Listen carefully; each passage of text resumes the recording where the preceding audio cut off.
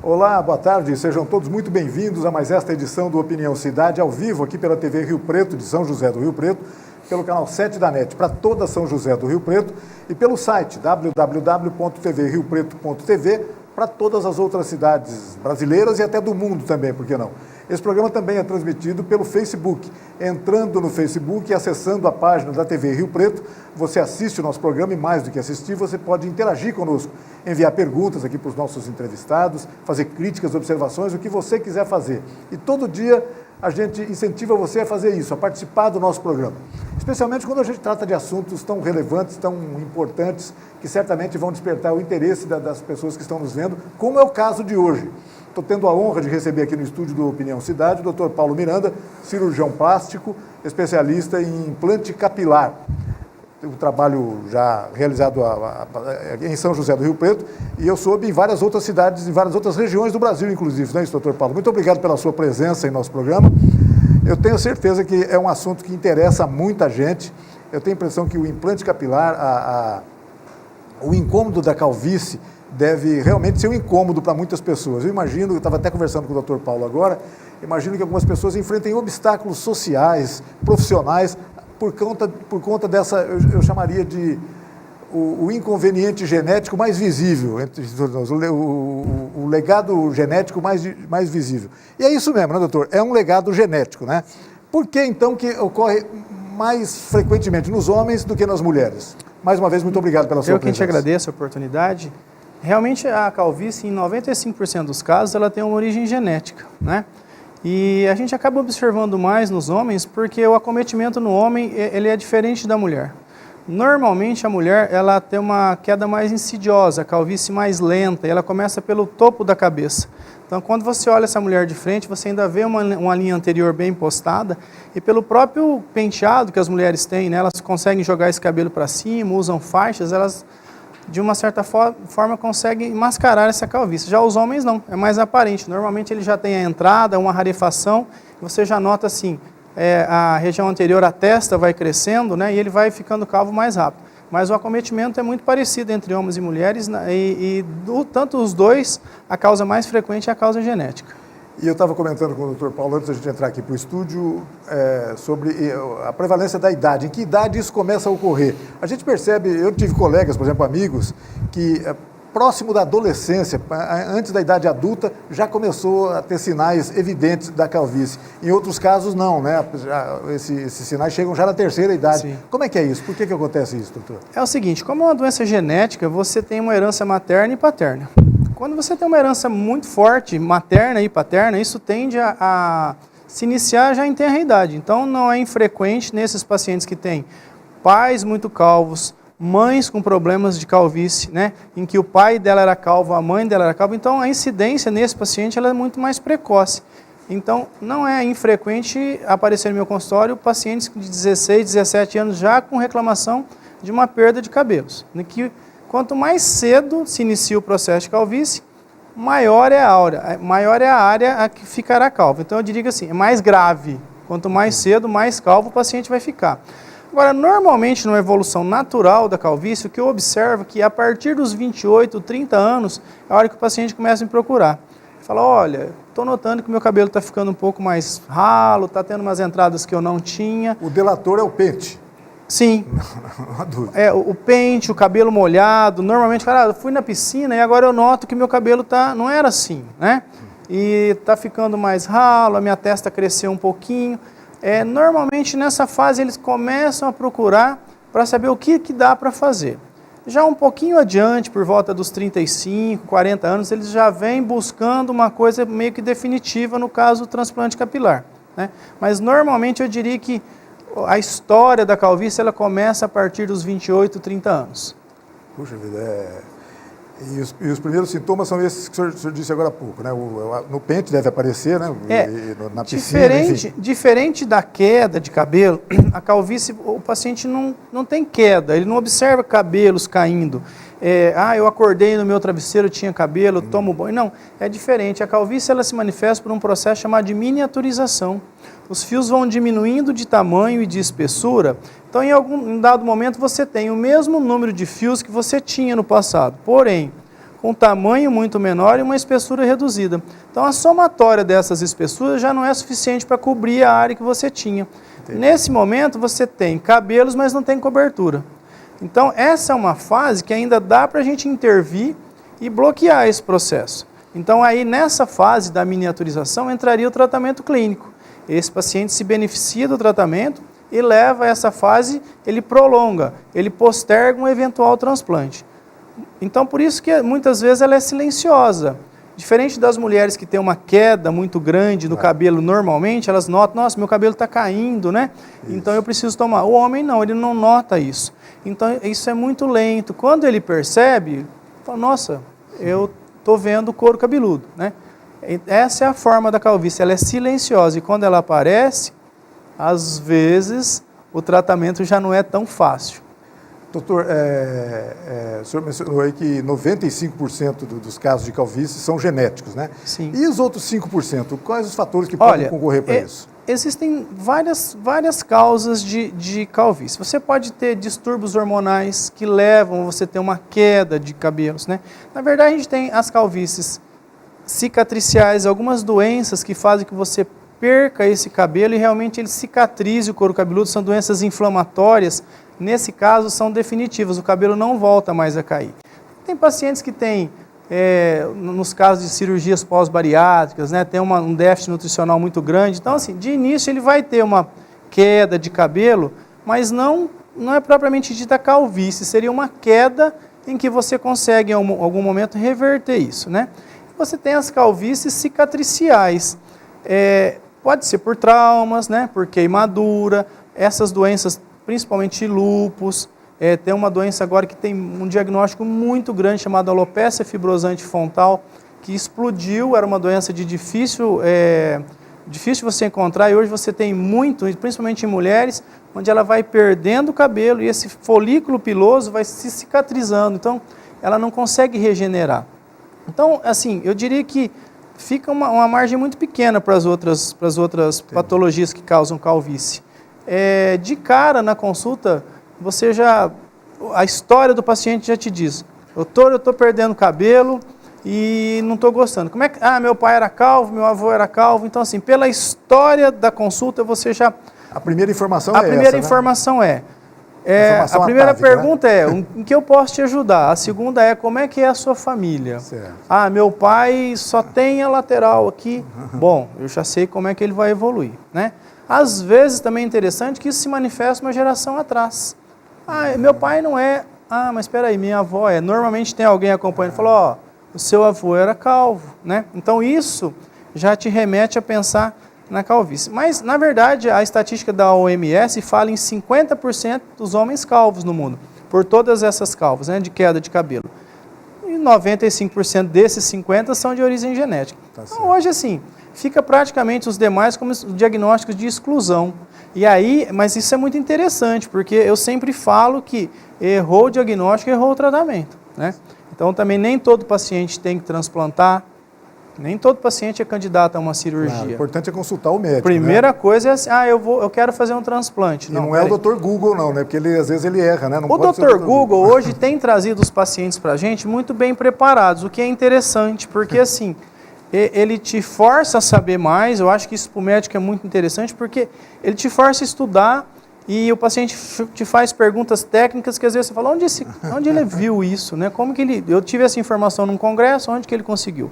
Mas isso é importante porque ele vem muito bem informado e o transplante, ele tem uma dinâmica muito própria, e então é importante que o paciente já não venha assim, sem saber o que vai acontecer, porque não é simplesmente transplantar o cabelo. Depois do cabelo transplantado, tem toda uma dinâmica até esse cabelo voltar a crescer, que se ele já vier com o Dr. Google pré-estabelecido, para mim é muito mais fácil. Pode ajudar, né? Sim. É um caso em que pode ajudar, tá certo. Sim, ajuda bastante. Mas a palavra do médico... Não, o diagnóstico é assim, ele precisa ser dado para uma pessoa que tenha vivência né, com um transplante de cabelo ou com um tratamento clínico que tem experiência. Porque tem uma tendência de, toma vitamina, está com problema da tireoide. Muitos falam em tratamentos tópicos, passar alguma coisa no cabelo. Tem gente que passa até coisas, a gente até acha engraçado o que se passa. Os tratamentos tópicos, eles são coadjuvantes, porém, eles têm que ter uma lógica, né? Se você pegar as revistas, hoje mesmo as páginas de grandes sites, tem muita coisa de link patrocinado, a cura da calvície, calvície nunca mais. E aí, assim, esses dias um paciente falou, doutor, eu estou tomando isso aqui, ó, o que o senhor acha? Eu falei, mas você já estava tomando, eu já tinha te dado essa rede. Não, mas eu paguei caro, porque estava escrito era a cura da calvície. Então, tem esse jogo, né? Porque a calvície traz um componente emocional muito forte, né? Um apelo. Então, o paciente, ele busca uma solução para aquilo, e quando ele acha alguém que consegue captá-lo no emocional, ele é uma presa fácil para cair nessas enroscadas de tratamentos milagrosos, de poções mágicas, e isso realmente no transplante, na verdade, na calvície isso não existe. Existe um tratamento muito bem estabelecido que se baseia num diagnóstico bem feito. Que pode ser clínico ou cirúrgico, no caso do clínico transplante. Ou cirúrgico, ou clínico e cirúrgico. Porque... O clínico, doutor, então, já que ele são medicamentos ingeridos via oral mesmo, também tem tópicos. Hoje assim, você pode fazer o tratamento via oral, né? Com algumas medicações já consagradas pelo uso. Medicações tópicas, você vai fazer o uso no couro cabeludo. E hoje muito em novidade, assim, o uso do laser de baixa potência como coadjuvante no tratamento da calvície. Então, seria hoje o tripé do tratamento, né, da calvície, seria as medicações de via oral, os tópicos e o laser de baixa potência.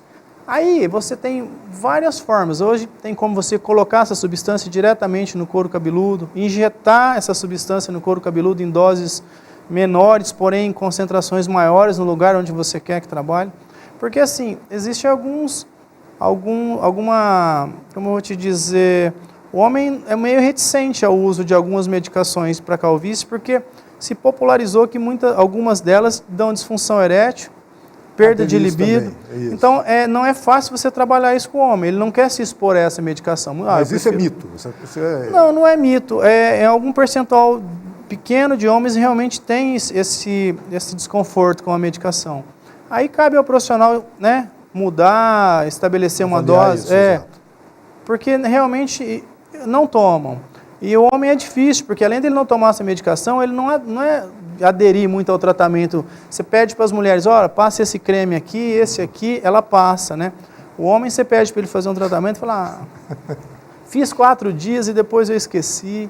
Então, o tratamento clínico no homem, a pessoa precisa estar muito disposta realmente a se comprometer com o profissional. Olha, eu vou fazer. Agora, eu garanto que os resultados são muito bons. Muitos se surpreendem com o que eles conseguem. Porém, você demora uma vida para ficar calvo. Não dá para ficar cabeludo em 15 minutos. Né? Então, um tratamento hoje clínico, para que você tenha um resultado satisfatório, pelo menos 6 meses. Pelo menos. 6 meses é um bom prazo. É um bom tempo. Em cabelo, sempre 6 meses. Doutor Paulo, vamos falar então sobre o implante capilar. Sim. Falamos dos métodos clínicos, sim, etc. Mas aí há momentos em que o próprio profissional vai chegar, olha, a solução, no seu caso, é um implante capilar. E aí? Algumas situações, realmente, o paciente parte para o transplante, não tem como, né, eu oferecer uma outra coisa. Aí, o transplante capilar, hoje ele é feito, hoje sempre foi feito, retirando-se os cabelos da região doadora posterior. Do próprio paciente, sempre. Por mais que você observe as pessoas na rua, por mais calvo que ela seja, ela mantém uma região lateral. Isso. Que vai diminuindo, ela é maior ou menor de acordo com a incidência de calvície de cada um. E é dessa região que a gente tira os cabelos. Na verdade, o que a gente tira são as unidades foliculares. Nós temos aqui, o doutor fez a gentileza de nos trazer aqui uma...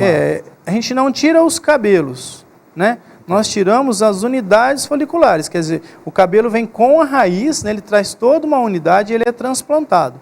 Então ele é retirado da região posterior da cabeça e depois ele é transplantado para a região onde você elegeu, né? Uma vez transplantado, esse cabelo vai permanecer no local por 4 a 20 dias mais ou menos. Depois a haste do fio vai se destacar. Isso gera uma aflição muito grande, porque o paciente, o cabelo transplantado cai. Simplesmente cai e só volta a nascer a partir do 4º mês, mais ou menos. Mas é uma etapa, tem que acontecer uma etapa, isso, tem que cair. Porque essa região inferior, que seria, entre aspas, a raiz do cabelo, né, o bulbo, ele fica profundamente colocado na pele. Até ele voltar a crescer, romper a pele, crescer novamente, ele leva em torno de 3 a 4 meses. Então a dinâmica do transplante, quando eu falei no início que ela é um pouco lenta, porque o paciente aos 3 meses, ele tem exatamente o mesmo resultado que ele tinha antes da cirurgia. Aí o cabelo começa a crescer, se desenvolver, tudo correndo bem, vai acontecendo isso. Ele tende a crescer Existem cuidados centímetro. que o paciente tem que tomar daí para frente, é isso? Sim, ele tende a crescer 1 centímetro por mês.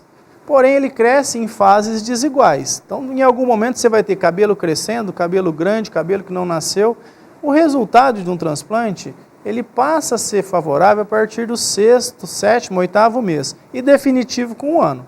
Uma vez transplantado, esse cabelo é um cabelo normal. Você pode pintar, tingir, fazer tratamentos cosméticos aí progressiva, o que quiser, alisamento. Ele é um cabelo que não sofre consequências por ter sido um cabelo transplantado. Um cabelo normal. Vai crescer, você vai cortar normalmente. Doutor, o paciente que o procura, por exemplo, já numa fase da vida em que já está com os cabelos grisalhos, né? O que lhe restou de cabelo já são grisalhos. Uhum. Isso pode favorecer ou pode complicar o transplante? O cabelo grisalho, durante o transplante, ele é um pouquinho mais difícil tecnicamente, porque ele acaba sendo um cabelo que brilha na luz e é difícil transplantar. Para esses pacientes, nós tingimos os cabelos antes da cirurgia e transplantamos. O cabelo vai nascer grisalho, novamente. Para o paciente, a gente estava conversando, o resultado é melhor, porque você não tem um contraste do cabelo. Você vê a minha mão escura, branca, com o cabelo preto na frente. Você tem um contraste. O paciente que tem o cabelo grisalho, não existe esse contraste do fio com o couro cabeludo.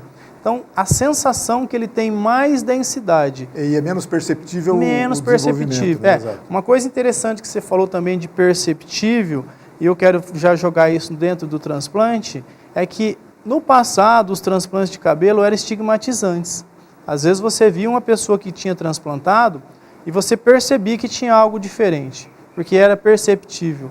Eram feitas de forma não tão cuidadosas, com pouca tecnologia. Em muitos casos parecia uma prótese mal feita, né? Parecia uma prótese mal feita e ficou rotulado como os cabelos de boneca. Você olhava no paciente, ele nascia de tufinho. Hoje as unidades são transplantadas de maneira única, né? Uma ao lado, fio a fio. Apesar de que uma unidade folicular ela pode ter mais de um fio, né? Porém, a gente dispõe essas unidades maiores um pouco mais atrás para que fique o mais natural possível. Então, isso afastou muito o homem do transplante, porque ele via aquele amigo dele, ele não fala, mas ele viu o amigo dele estranho. O cara chega perto de você e tem lá, né, uma imagem distorcida, é aquela que você não consegue conversar com ele sem olhar. Então, você tem aquela sensação de que algo está te chamando a atenção. Isso hoje, o transplante praticamente não existe mais, ou pelo menos não deveria existir, né? Ainda existe esse tipo de coisa. Mas a tendência é que isso realmente suma. O homem principalmente, ele não quer parecer que ele transplantou. Ele quer naturalidade. A gente percebe que houve realmente, inequivocamente, uma evolução, né, nesse aspecto, né? Algum tempo atrás, é isso que o senhor falou, as pessoas identificavam logo que era uma coisa muito artificial. Hoje não parece nada artificial, parece muito natural. O marco disso se deu na década passada, nos anos 90, com a introdução do microscópio. Eu ia perguntar se era alguma coisa dos anos 80, dos anos 70, foi talvez até mais próximo. Na transição ainda. De 90 para 2000, começou a se usar os microscópios. E com isso, conseguiu-se dividir essas unidades de uma maneira muito fina, né? E agora, de 2000 para cá, 2003, teve uma técnica nova chamada de FUE, onde as unidades foliculares são retiradas de forma unitária. Antigamente fazia-se um corte no couro cabeludo, ficava uma cicatriz, às vezes dolorosa, muitas vezes inestética, E isso impossibilitava o paciente de usar um cabelo mais curto e tal. Hoje já não existe mais isso. Isso que ele perguntar, como é que é o processo? Hoje é um equipamento que vem, ele acopla na haste do fio e solta fio por fio. Então você tem aí, antes você tinha uma cicatriz de 30 centímetros, mais ou menos, 33, hoje você tem micropontos de 0,8 milímetros espalhados no couro cabeludo. Então você não vai ter uma cicatriz linear. E nenhum incômodo posterior. Nenhum incômodo posterior. Doendo, normalmente os pacientes no pós-operatório nem tomam os anti-inflamatórios, porque eles me ligam e falam, não está doendo, preciso tomar essa medicação? Não. Se não está tendo dor, tranquilo, né? Isso te possibilita usar hoje estão muito usando cabelos curtos, né? Então, hoje mesmo foi um paciente para mim que tinha uma cirurgia prévia com uma cicatriz dessa. Não tem como usar o cabelo curto. Ele não consegue se colocar na moda, né? Porque vai ficar aquela cicatriz evidente. Então, hoje as técnicas estão muito mais modernas, os equipamentos vieram para trazer conforto para o paciente, né? E eu acho que é isso que a medicina busca, né? Melhorar e trazer para o paciente o que pode ser melhor para ele com o mínimo de dano. Doutor, deixa eu te perguntar uma coisa. Ainda é um procedimento caro? Como é que é isso? Como é que as pessoas podem encarar sobre esse aspecto financeiro? Como é que é isso? Não. Sempre em particular, não é isso? A questão é essa? É um procedimento estético, não coberto pelos planos de saúde, nem pelo Sistema Único de Saúde. No passado foi sim um procedimento considerado caro. Hoje é um procedimento acessível. Eu acho que hoje, para você ter uma ideia, aí, uma mulher que faz uma cirurgia de mama com abdômen, ela gasta o mesmo tanto num paciente que faz um transplante de cabelo. Então, a coisa está muito acessível, não mudou muito de valores. Antigamente, não. Existem, lógico, alguns locais onde se cobram um pouco mais, um pouco menos, mas assim, na média, é uma cirurgia bastante acessível. Bacana. Bastante acessível. Isso é importante. Doutor, infelizmente o nosso tempo já está terminando, mas eu gostaria de abordar um aspecto com o senhor em relação a isso. A importância disso, a importância desse procedimento, a importância da recuperação do capilar dos indivíduos, dos homens especialmente, nós estamos falando basicamente mais deles do que das mulheres, mas é muito importante, né? Quer dizer, a pessoa passa a ter problemas, que a gente comentou rapidamente no início, problemas profissionais, problemas sociais. Não é infrequente a baixa autoestima dele, isso, exato. Não é infrequente você ter pacientes com baixa autoestima, né? Uma imagem distorcida, com dificuldade de relacionamento social, com dificuldade de relacionamento interpessoal. Hoje o mercado pede imagem, né? Às vezes o mercado de trabalho vai tolir Como é que você vai fazer uma entrevista com terno e boné? E tem pacientes que não conseguem ficar sem boné. Faz parte da vida dele. Então eu tenho pacientes que já me disseram, eu não consigo me relacionar muito com mulheres porque eu tenho essa dificuldade, eu tenho vergonha porque eu sou calvo, aí eu vou de boné. Outros me disseram, eu queria fazer faculdade, mas de boné eu acho ruim. Ou eu deixei de ir na formatura de alguém, num casamento, porque eu tinha que pôr uma roupa social. Então, olha só, isso tudo em função da calvície, né? Muitos não vão dizer, assumem isso de uma maneira, claro, né? Mas nós estamos falando das pessoas que realmente têm um transtorno de imagem, com dificuldade, e para isso a cirurgia traz realmente um conforto. Vale lembrar que o paciente muito calvo vai ficar menos calvo, né? Claro. A cirurgia também não é uma cirurgia que vai te deixar cabeludo. Existem etapas. Porque senão vai até parecer artificial. O paciente que era muito calvo, ele vai evoluir para um paciente, vai melhorar a imagem, ele vai ter uma imagem mais rejuvenescida. Porém, alguns pacientes precisam de mais de uma cirurgia. A cirurgia, talvez em uma só você não consegue. Mas isso é muito bem definido na primeira consulta. Olha, o seu caso é para mais de uma cirurgia. Tá certo. Né? Porque senão parece que é um tratamento também que você consegue. Um milagre. E alguns pacientes eu prefiro dizer, olha, eu não te trago benefícios, as pessoas já te conhecem com esse nível de calvície. Permaneça, porque é melhor você ter uma imagem conhecida calva do que uma imagem distorcida com um tufinho de cabelo que não vai ficar legal. Sem dúvida. Doutor, eu queria agradecer muito a sua presença aqui no nosso programa. Onde as pessoas podem encontrá-lo? Onde que é a sua clínica aqui? Em que endereço no Facebook ou por telefone. Eu vou deixar aqui com a sua produção todos os nossos contatos, né? Para que as pessoas que tenham interesse em conhecer um pouco mais, ou mesmo que queiram tirar dúvidas a respeito do tema, né? Para que eles tenham possibilidade de nos achar e Tá certo, a gente continuar esse papo, né? Que é bem interessante. Sem dúvida. Eu queria agradecer muito a sua presença mais uma vez, parabenizá-lo pelo trabalho e orientar as pessoas que o importante é isso, o importante é ouvir uma palavra de um profissional médico para tratar de um assunto tão relevante quanto esse, tão importante para as pessoas como esse. Obrigado, viu, doutor? Eu que te agradeço a oportunidade.